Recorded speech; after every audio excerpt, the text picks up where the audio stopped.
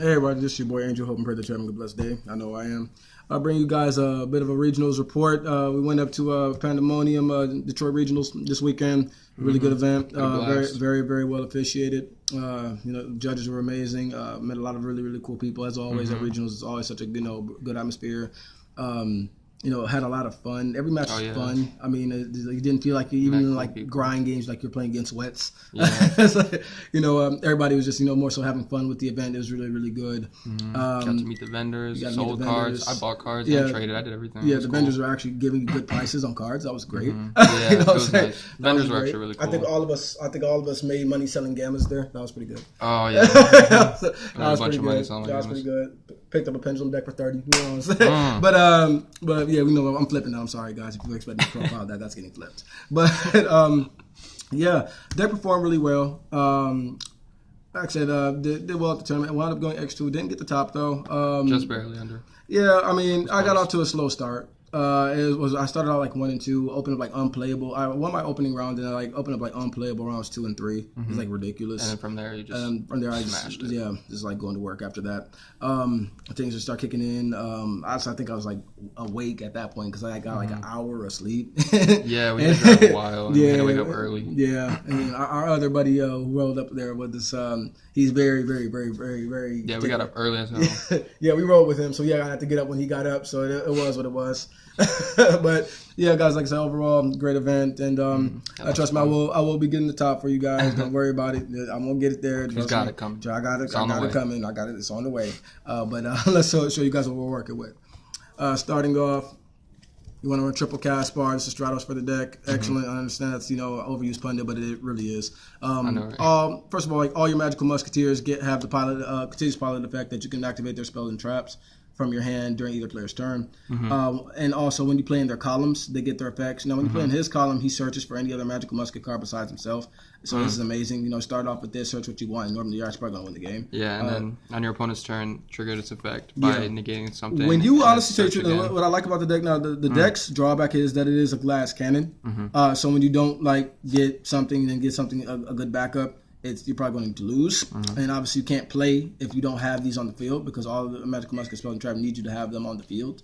But when the deck does what you want it to do, it is very hard to get over. Yeah, it's out resources. Yeah, just out resources all the time. And so matches you card for card. Yeah, triple cast bar, gotta have that.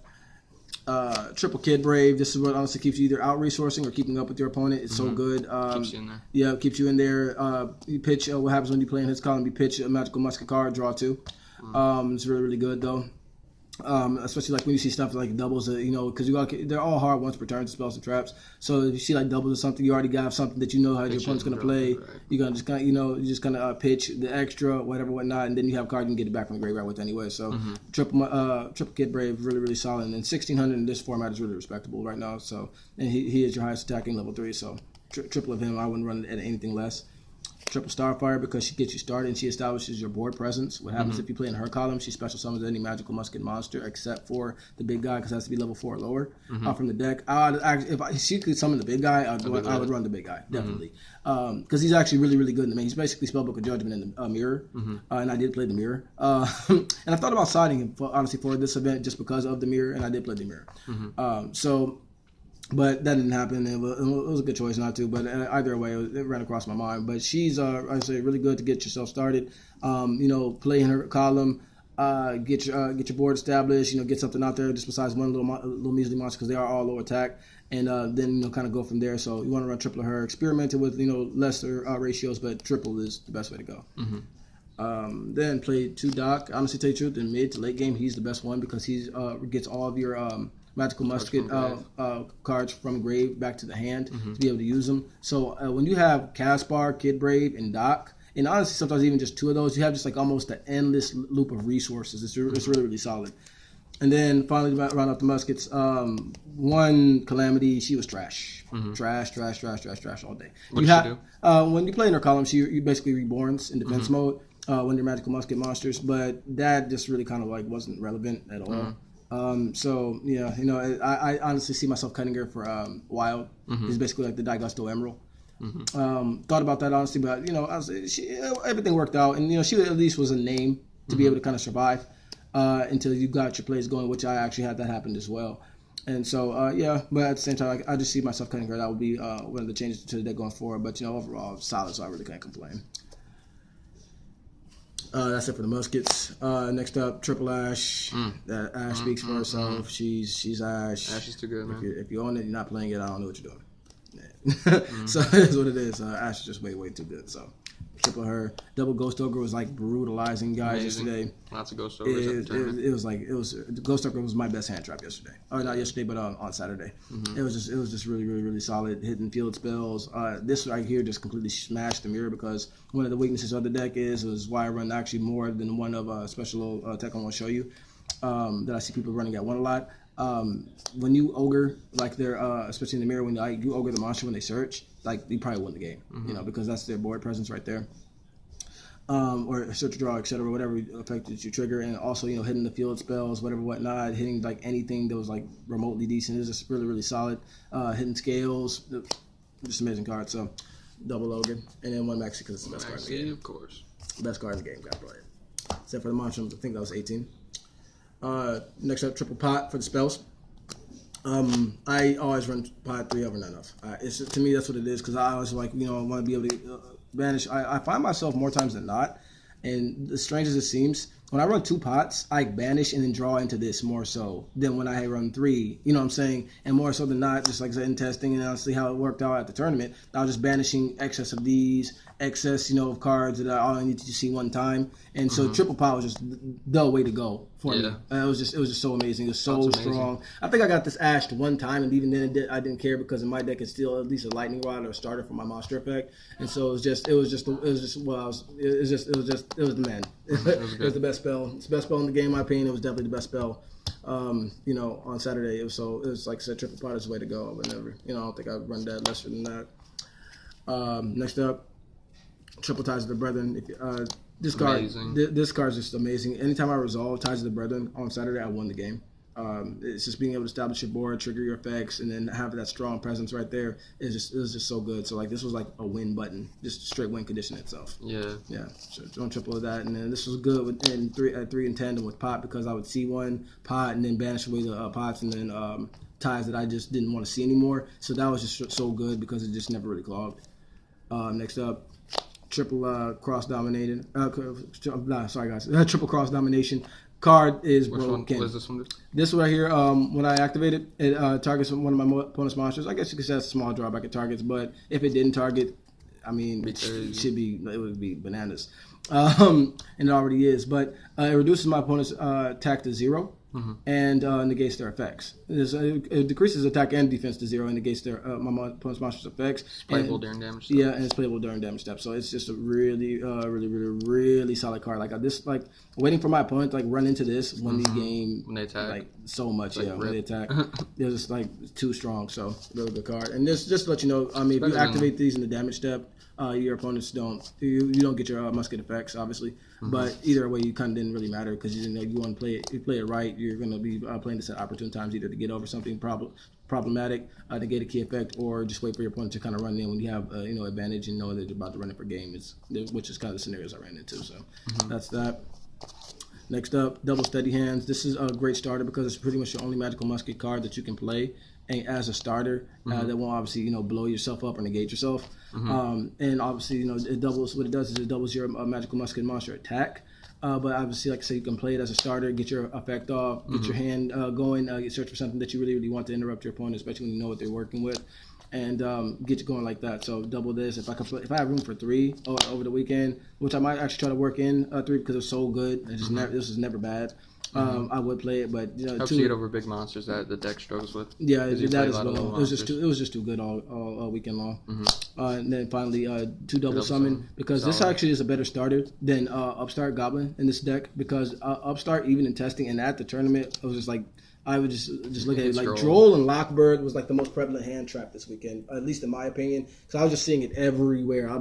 I'll be in the game and just like Droll and Ash. That's like half people's yeah, I mean, like even more so than Ash, Droll was everywhere, and like I would even be sitting, next to guys, and all I hear was like Droll, Lockbird. I mean, and I think that's because obviously Droll and Lockbird are so strong against Spiral. Yeah. But it was like everywhere, like Upstart would just get Drolled, and then you honestly couldn't play after that. You couldn't even, you know, do the search effect after that because it's going to resolve first. You're going to add first, then you can't search. So this right here was so much better because it addresses one of the major weaknesses of the deck, and that's being able to establish board presence. Then obviously allows me to trigger the effects. And even obviously though, you know, you play your double summon, you get the extra summon once per turn. I can still activate the card, and it still triggers. So this was like, you know, in testing, it was better than 2 in table of contents because 2 in table just turned into straight bricks. Sometimes it was just better than all that. This right here was where to go for me, and I don't actually see myself cutting this from a build. So 2 in table can get drolled too. Yeah, 2 in table can get drolled as well, but like I said, I just preferred this because at least I get the extra summon off this as well when I resolve it when I wanted to. So that's it for the spells. Onto the traps. Triple last stand. This card is busted. First of all, it's a counter trap, and then being able to play a counter trap from your hand is already strong enough as it is. And the case, you know, spells and traps. If this is negated monsters, like this card is just busted, just sick. You know, this was so strong. It didn't get evenly matched. Didn't really care about any of those things just because I knew I had this right here, and you can just search it when you want to so easily. So it's just too good. Triple Desperado, awesome. This basically turns all your monsters into Dryden. Pop anything face up, hit the field spells, wait for them to run into attacks, drop this down. It's just so good. So good. Except I wouldn't cut it. I'll probably run this at 3. Double Fiendish Deal. And I'm glad I run this at 2 because one of the bigger issues with the deck is, like I said, being able to establish board presence and then keep it. And then running Fiendish Deal at 2. Like I said, I saw other builds running at 1. First of all, I was running pot, didn't want to banish 1 and then not have another resource. But on top of that, getting board wipe. If I get board wiped in this deck, I feel like pretty much lose. And this is a great start of a Starfire. So, like I said, running it at 2 was really, really good for me. So, like I said, I don't actually ever see myself running less than this because. And you can search on. Yeah, and I can search. And that's just what that would. Like I said, it was just too strong. Strike. 2 strikes. No warning. And then 1 warning for the small problem package. And that was like 42. 42 man. Yeah, 42 man. Extra ran 1 D&D Stone King Darius, detached, you know, during it's like battle. A little Utopia kind of. Yeah, it's a little, basically kind of like a little mini Utopia. Detached, can't be destroyed by battle, then destroys my opponent's monster, outs no matter what the attack is after calculation, whatnot, and then burns it for 5. Nightmare Shark made this for game once. It was hilarious. God got really salty when I did that. 1 break sword because I would play rank 3s, and if you're not running break sword and you can make 3s, I don't know what you're doing. Grand Pulse, love the fact that I put in the extra deck but never made it. 1 Toad because you know, Cherry's target, and I was actually glad that I used this because honestly Paleo was there. Yeah, so it was cool to see that. Yeah, it was very, very diverse event. For rank 4 Utopia package, wanted to run that. Best rank 4, the Blue Sky is nuts. You know, we all know it. Minerva, Cherry's target. And one thing I can say, my Cherry's targets were honestly kind of spot on from what I saw. So they were really, really good. This right here, this came up because I was playing, like I said, my first round was like Infernoid, Lightsworn, Invoked. So yeah, that was interesting to see. And it worked very well because that guy ended up topping actually. So that's nuts, man. Yeah, that is nuts. It was cool to see so many decks. Like we've seen everything there. It was awesome. It was really, really solid. So got that. 1 Omega, Cherry's target, because, you know, and then once again... Omega's too good right now, man. Omega is way too good right now. 1 Trishula made this for game against the Luna Light player. Because you banished his non-targetable. Yeah, like once they make the big... what's that thing called? Simba Dancer, or whatever that girl is. With it. I don't know what she is. Mufasa Dancer, I don't know what she is, man. Once they make that, it's kind of like Rick's having on the deck because like they can't target it, and it's like 35. Yeah. So I mean, I can't even double any attack to get over it. So just made this, got over because he put all of his resources into making that, thinking I couldn't get over it like that, and just you know, come in. I summoned a normal summon. I think he I forgot what he did. I think he like soul charged into it, then fusioned, and then left it on board. Think I couldn't get over it. Then I out of the Trishula. Yep. Rip. Then 1 Deco Talker, 1 Borlo, Cherry's target, 1 James Bond, Cherry's target, and ABC Dragon. Best target, man. Best. I'm glad I used that because ABC was it was there. Next up, extra deck, or sideboard rather. 3 Ghost Reaper Runner Cherries, really, really, really strong all day. Hit the Spy guy, hit the Dragon Buster. Like I said, yeah, what I like about Reaper is it doesn't get hit by Gamma or Ash. No, it doesn't. So it's like always effective. Yeah, it's always so you always get it off. MVP. Broken Line. This card's so funny. It is. What it does is if you activate this, your opponent activates a spell, trap, or monster affecting the column that this card is in, it negates the activation and destroys it. And what would happen is my opponent would honestly be reading my card effects, see that they didn't want to trigger any of the effects because obviously I can search for negators, search for poppers, etc. Be trying to play in my adjacent zones, and it just worked. It was just so pick your poison, basically. Yeah, it was once you cover all 5 columns, it's like what do you do? Like I said, I wanted to run it just for some fun, but you know what I'm saying. But it was actually really effective. Because it was like really, it was broken during the tournament. It was like really, really, really solid. So this right here is just excellent overall. 2 Mind Crush.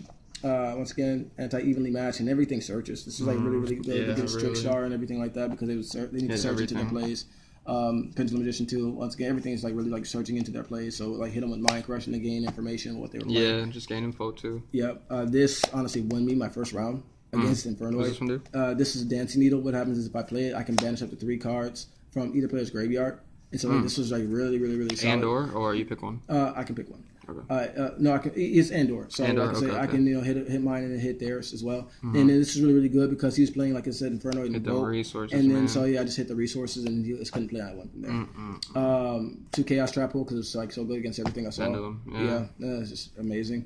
One evenly matched. Hits the Buster too as well. Like actually hits a lot more stuff than just Pendulum Magician, which is nice. Yeah, the one evenly matched. It's just too good. One evenly matched just because got your hands on one. Well, what happened was my boy was supposed to plug it, but he said his child got sick, and man, family first. He ended up not coming. Yeah, he ended up not coming. So I said, like I said, family first. You got to take care of your business, man. So we went in there with one evenly matched, and I actually resolved this 3 times. Oh my goodness! so the one that put in work, I can't That's complain. So funny. So since I didn't run that, like if I had known like that was gonna happen, I would have thrown in like Cosmic Cyclones or whatever. But I just ended up not needing them. Would you main this if you get your hands on 3? I see people main it, but for me, to me, you just don't need to. You just don't need to. If it gets sided in, you can just leave it in if you want it like that. I like just having my core, my hand traps, and it's going to work like that. And then obviously you can play this like that as a hand trap. That goes without saying. But I just like what I pretty much have in terms of the core and have this in the sideboard. That's what I like personally, and it was really really strong. So. And then since I didn't have my other 2 evenly matches, Raigeki and Dark Hole. Raigeki Dark Hole. Good old fashioned. Rip Dark Hole to 1. Rip Dark Hole to 1. So that's it for the deck profile, guys. Say appreciate it. Obviously, I'll have the Lord adds to you guys abundantly. Sorry, didn't get the top. Didn't get the top. You're close. You're right under. Hey, I'll get it next time. I'll get it next time, guys. Trust me. But yeah, like I said, guys, any last words? Lord bless you. Any shout outs? Anything? Shout outs to Gamers Worth. That's our local. Shout outs to my Lord and Savior, obviously, Jesus Christ. Shout out to all my friends that travel with us. Shout out to my guy holding the camera for me. I say my boy does a lot of my video, my camera work. That's why it turned out so decent because when I do it, it's not that good. Shout out to my boy Chris Cole for carpooling with us. Yep, all the guys that we met up there. Zeej Gaming for inviting us out. Familiar faces there, like it was crazy. Like Jeff Jones was there too. Jeff Jones was crazy. Too. Yeah, it was good.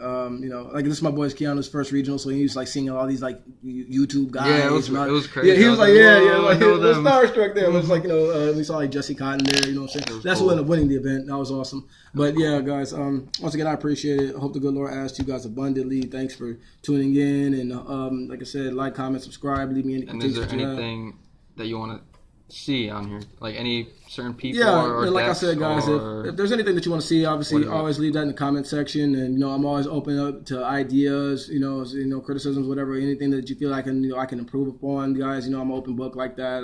I'm not the guy that's easily offended by anything, whether you like it, dislike it. If you don't like it, I mean, it is what it is. But like I said, guys, I appreciate you guys. I love you guys to death. I hope the good Lord asked you abundantly, and this has been your boy Angel. Peace.